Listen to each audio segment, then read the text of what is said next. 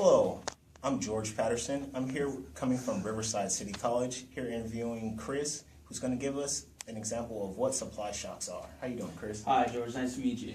Chris, can you give me one good thing that I need to know? What are supply shocks? Well, you do need to know the definition of a supply shock, and a supply shock is an unexpected event that changes the supply or of a product or commodity, resulting in a sudden change in its price. Oh, that's very interesting, Chris. Could you provide me with a couple examples of how supply shocks will affect our economy? Well, actually, you need to know that there are two different types of supply shocks. There are adverse supply shocks and beneficial supply shocks. And an example of a adverse supply shock would be OPEC in the 1970s increasing its price, actually quadrupling its price, lowering the supply, making everything more expensive. And a beneficial supply shock, like the tech boom in the 90s, the dramatic or rapid increase in technology allowed producers to produce more items and it allowed them to lower the prices. Wow, so two different types of supply shocks. That's very interesting, Chris. Thank you for your time, sir. Not a problem. We're going to be going over to my colleague now, who's going to interview another student from RCC, who'll give us some of the different things that supply shocks affect supply and demand. Hi, Thank you. I'm Daisy Sanchez, and I'm here with RCC student Ermias. Hi, Ermias. Nice to meet you too. And you're here today to explain us how do supply shocks impact the aggregated supply and demand model? Yes, exactly, Daisy. Earlier, my colleague Chris, he explained what supply shocks were, how there are adverse ones as well as positive ones. And I'm just going to show you how they affect the aggregate supply and aggregate demand curve.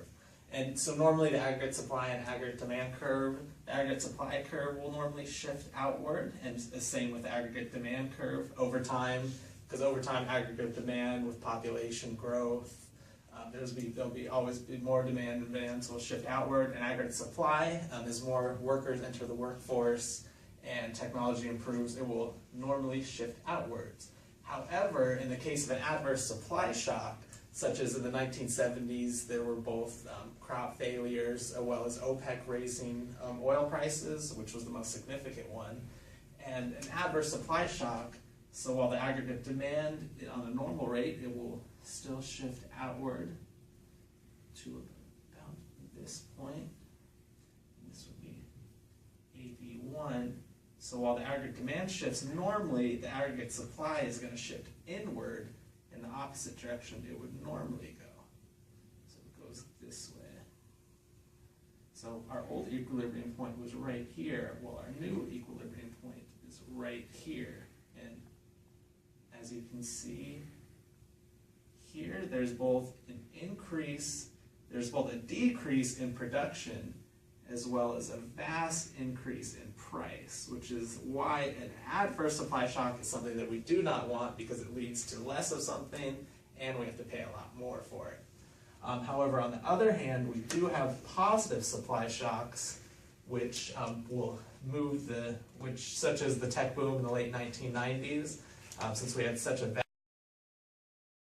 affected, many new firms entered in, so while the aggregate demand just went on the normal rate, let's go to about right here, this will be AB1. Normally this aggregate supply, it would only shift out to a point of right about here, which would create this equilibrium point. However, with a positive supply shock, it will shift out much further. So we go out to about this point. As you can see, this is the original equilibrium point to the new one, there's a vast increase in production and the price actually went down. So obviously a positive supply shock is something that we do want in our economy, however those aren't quite as prevalent as the adverse supply shocks have been over time. Okay, thank you for that, Ermias. That was a great demonstration. And now we go to my colleague, he's going to interview a different student about how fiscal policy impacts the ASAD model. Okay, thank you. Hi, I'm Amy Hernandez, and I'm here with student Ermias to talk about the fiscal policy and the impact it has on the aggregate supply and aggregate demand model. Oh, thank you, Amy. Yeah, well, first off, I would just like to explain what fiscal policy is. And it's essentially just the tools that the government has in terms of both spending and taxation in order to affect the aggregate demand. It's mainly used to affect the aggregate demand curve. For contractionary fiscal policy is when if we're in an inflationary gap and we need to rein in the GDP a little bit. In that situation, we'll either reduce spending, government spending on government purchases or transfer payments. Otherwise, we'll increase income taxes, and that will cause the aggregate demand curve to shift inward like this.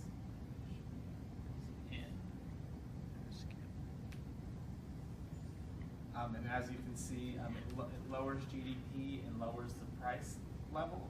So we are reducing inflation, but we are creating a little bit more unemployment. But that's usually when we're in an inflationary period. And then we also have expansionary fiscal policy. In that case, either we will increase government purchases or transfer payments. Otherwise, we will decrease income taxes.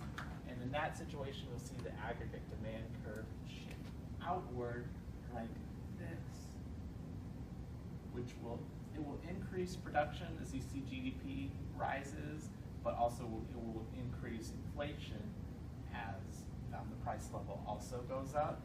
And in terms of how the fiscal policy affects the aggregate supply and aggregate demand curve in the long run versus the short run, it has much more effect in the long run because as you can see, the multiplier effect, it takes a while to get going in the economy. For example, and the multiplier effect is whenever there's a change in investment, there will also be a change in how much we consume. So for example, if the government increases their purchases by $1 million, then of that, if the marginal propensity to consume is 0.75, that means 75% of that $1 million is going to go back into the economy, and that keeps going and going. As you can see, originally it's 1 million, and then it goes to 750,000, and 75% of that, and on, to the point where a $1 million increase in government spending increases GDP by 4 million. And as you can see, it's less with taxes because that's a direct investment, and this is indirect.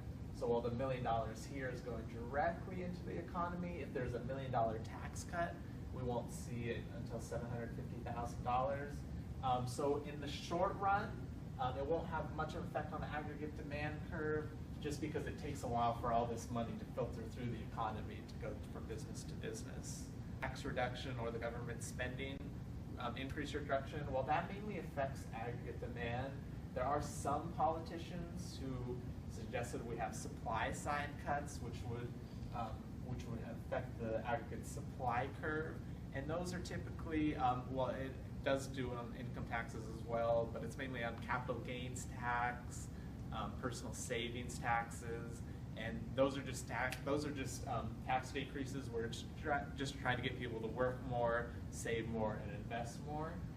And while these do have somewhat of an effect, they do shift aggregate supply out just a little bit, although not as much as they were hoping for. And so we'll shift it out to about here.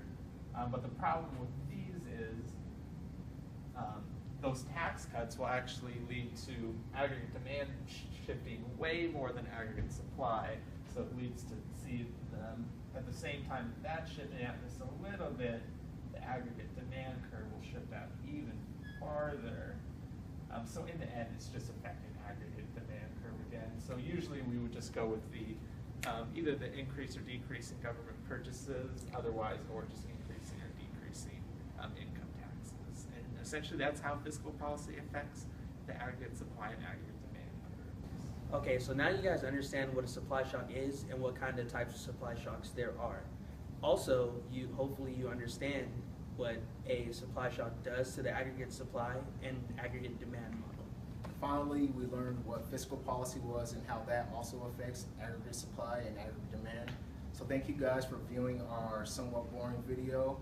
Hopefully it wasn't too bad on you guys. And just like to thank all my group members. We all contributed very hard towards this. Hope you guys have a great day.